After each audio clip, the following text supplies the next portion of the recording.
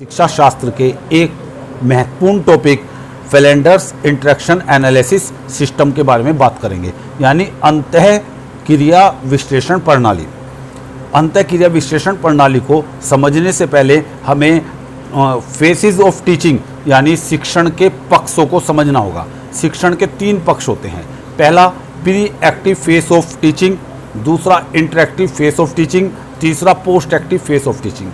यानी पहला कक्षा में जाने से पहले की स्थिति, दूसरा कक्षा में जाने के दरमियान की स्थिति और तीसरा कक्षा के बाद की स्थिति। तो जो इंटरेक्टिव फेस ऑफ टीचिंग होता है नंबर 2 का, उसमें अध्यापक और छात्र के मध्य इंटरेक्शन होता है।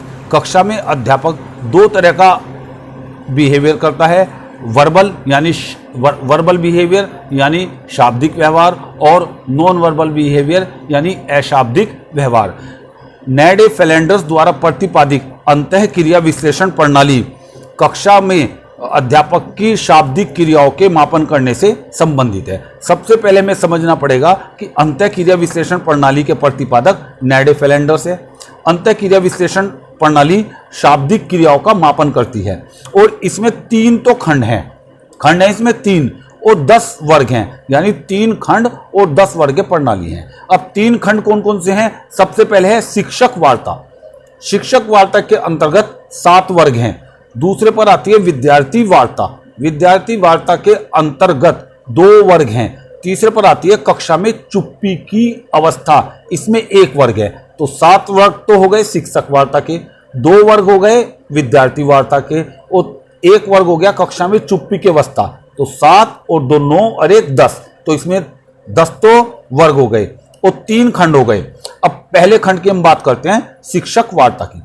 शिक्षक वार्ता में 2 तरह के व्यवहार हैं। एक तो अप्रत्यक्ष व्यवहार यानी इनडायरेक्ट बिहेवियर और दूसरा है प्रत्यक्ष व्यवहार यानी डायरेक्ट बिहेवियर। इनडायरेक्ट बिहेवियर यानी अप्रत्यक्ष व्यवहार में विद्यार्थी प्रमुख होता है और अप्रत्यक्ष व्यवहार से विद्यार्थी की उपलब्धि में बढ़ोतरी होती है, उसके अचीवमेंट में बढ़ोतरी होती है और विद्यार्थी की निराश्रयता में बढ़ोतरी होती है। अब इनडायरेक्ट बिहेवियर यानी अप्रत्यक्ष व्यवहार जिसमें विद्यार्थी प्रमुख होता है, इसमें 4 वर्ग होते हैं। सबसे पहला होता है भावनाओं को स्वीकार करना, यानी एक अध्यापक को विद्यार्थियों की भावनाओं को स्वीकार करना चाहिए। दूसरा होता है प्रशंसा और प्रोत्साहन, अध्यापक विद्यार्थी को प्रशंसा और प्रोत्साहन देता है।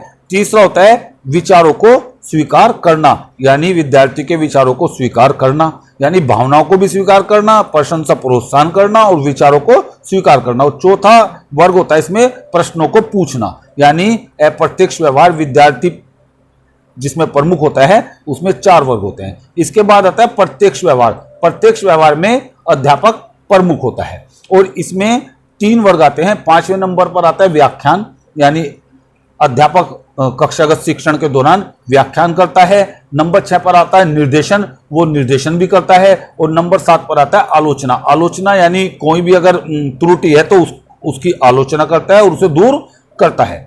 तो ये टोटल 7 वर्ग हो गए शिक्षक वार्ता में। अब विद्यार्थी वार्ता में 2 वर्ग हैं। विद्यार्थी प्रत्युत्तर यानी अध्यापक द्वारा पूछे गए प्रश्नों का विद्यार्थी उत्तर देता है या फिर मौन रहता है, यानी विद्यार्थी वार्ता में 2 वर्ग हो गए, विद्यार्थी प्रत्युत्तर और मौन।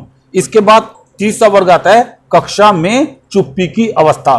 एक अवस्था ऐसी आती है जिसमें अध्यापक और शिक्षार्थी दोनों चुप हो जाते हैं, पिन ड्रॉप साइलेंट हो जाता है कक्षा में। उसको अलग से रखा है इन्होंने नेड एंड फ्लैंडर्स ने और इसको कहा गया कक्षा में चुप्पी की अवस्था और ये 1 वर्ग है। तो टोटल इस प्रकार से नेड फ्लैंडर्स की अंतःक्रिया विश्लेषण सिद्धांत जो यह कहता था कि अध्यापक की शाब्दिक क्रियाओं का मापन किया जा सकता है, उसमें 3 खंड और 10 वर्ग प्रणाली हैं। शिक्षक वार्ता में 7 वर्ग हैं, विद्यार्थी वार्ता में 2 वर्ग हैं और कक्षा में चुप्पी की अवस्था 1 वर्ग है। और शिक्षक वार्ता को भी हमने 2 भागों में विभाजित किया था, अप्रत्यक्ष व्यवहार और प्रत्यक्ष व्यवहार। और अप्रत्यक्ष व्यवहार में 4 वर्ग थे, इनको आप क्रम से ध्यान रखना, और प्रत्यक्ष व्यवहार में 3 वर्ग थे। धन्यवाद।